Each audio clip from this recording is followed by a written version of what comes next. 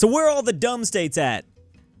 I can say that, I think, because I also don't have my bachelor's degree. The portion of adults with a bachelor's degree or higher. I never got my bachelor's degree. I got some college, but I dropped out 2 times, so I'm definitely not a part of this California 36.5%. I feel like I need to say this since I started this off so crazy. College does not define intelligence. In fact, I don't know. I'm biased. Maybe I won't say anything. I've noticed the opposite sometimes. Sadly, people are going to look at this map, though, and come to that conclusion that, oh, Louisiana, Mississippi, and Alabama, they must be the dumb states. Certainly, a factor has got to be that people go to the Northeast. I also call this literally the education corridor. Have you seen, like, obviously the Ivy League schools, but just really prestigious schools that come out of this part of America? But people move there to go to school, and then they just never leave. They could be from some of these other states instead. This also happens to be where a lot of high-paying jobs are, so once you get out of college, you get a job, and then bam, you just stay there. That could definitely be affecting some of these percentages. Actually, I'm pretty sure that's got to be a major factor. What's interesting is why is Colorado the massive outlier here, at least out in the West? 44%, they're destroying everyone, including California, including Texas. What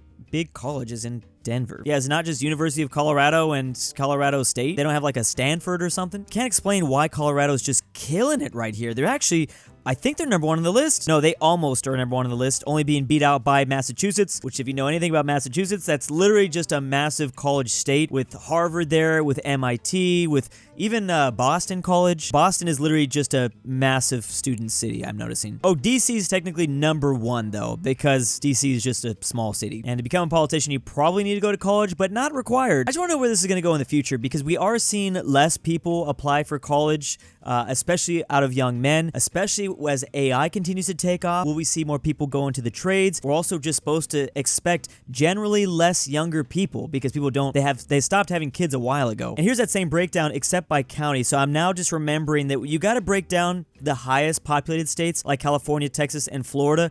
You got to consider they've just got a lot of people in it, and the more people that don't have degrees, it's going to really drag the average down. If they just polled, obviously, the Texas Triangle, which is between Houston, Dallas, San Antonio, and the big one here is Austin with UT, they're going to have, obviously, very high rates of bachelor degrees. Florida has a ton of schools. I'm not surprised at all to see NorCal have higher rates of bachelor degrees than Southern California. That totally makes sense. That's where all the good schools are at. Also, people move there to get tech jobs.